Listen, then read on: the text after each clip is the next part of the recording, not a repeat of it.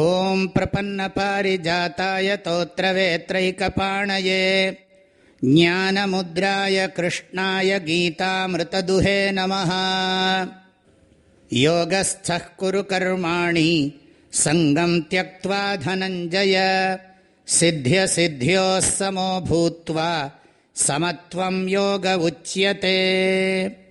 பகவான் ஸ்ரீகிருஷ்ணர் இதுக்கு முன்னால் 47வது ஸ்லோகத்தில் அர்ஜுனன்கிட்ட சொன்னார், நீ கர்மம் பண்ணுறதுக்குத்தான் யோகியதை தகுதி உடையவனாக இருக்கிறாய். எந்த காரணத்தை கொண்டும் உனக்கு விதிக்கப்பட்டிருக்கிற கர்மத்தை நீ செய்யாமல் இருக்கக்கூடாது. ஆனால் அப்படி கர்மம் பண்ணுற போது அதுக்கு கிடைக்கிற வெளிப்பலனில் மாத்திரம் நீ ஆசை வைக்கப்படாது, விருப்பம் வைக்கக்கூடாது. அப்படி விருப்பம் வச்சியானா அது மறுபடியும் சம்சாரத்துக்கு காரணமாயிடும் அப்படின்னு உபதேசம் பண்ணினார். இங்கே அதை இன்னும் மேலும் ஆழமாக தெளிவாக உபதேசம் பண்ணுறார்.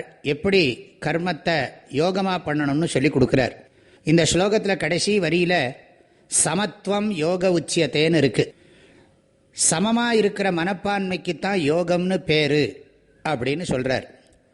சமமாக இருக்கிற மனப்பான்மைன்னு சொன்னால் வெளியில் வர்ற பலன், நாம் செய்கிறோம், ஒரு யுத்தம் பண்ணினா அந்த யுத்தத்தில் வெற்றி வரலாம், தோல்வி வரலாம். ஒரு வியாபாரத்தில் வெற்றி தோல்வி அடையலாம், லாப நஷ்டம் வரலாம். எந்த செயலுக்கும் 2 விளைவு கண்டிப்பாக இருக்கும். அது எல்லாருக்கும் தெரிஞ்சது தான். அப்போ அந்த விளைவை நாம் எதிர்கொள்கிற போது நம்ம மனசில் சஞ்சலம் ஏற்படும். வெற்றி கிடைச்சாலும் ரொம்ப குதிச்சுடுவோம், தோல்வி கிடைச்சாலும் ரொம்ப துவண்டு போயிடுவோம்.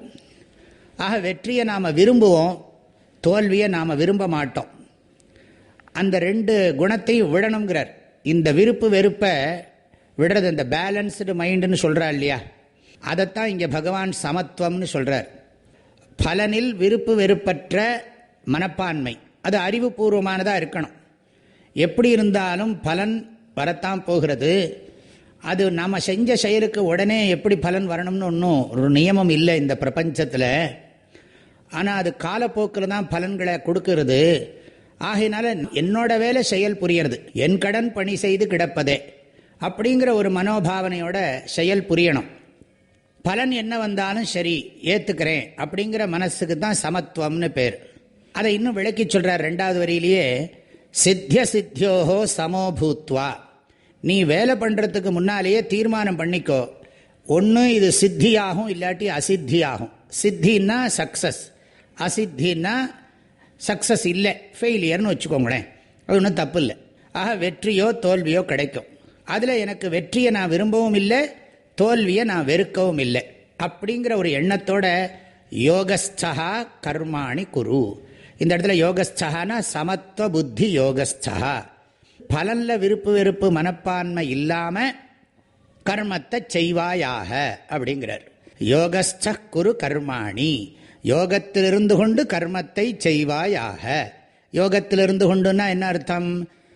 பலனில் விருப்பு வெறுப்பு இல்லாமல் கர்மத்தை செய்வது தான் யோகத்திலிருந்து கொண்டு கர்மத்தை செய்கிறதுன்னு அர்த்தம். யோக மனப்பாவனையோட, யோக மனப்பான்மையோட, விருப்பு வெறுப்பற்ற மனப்பான்மையோட செயல் புரியறதைத்தான் இங்கே பகவான் சமத்துவ யோகம் அப்படின்னு சொல்கிறார். யோகஸ்த குரு கர்மாணி சங்கம் தியக்துவா.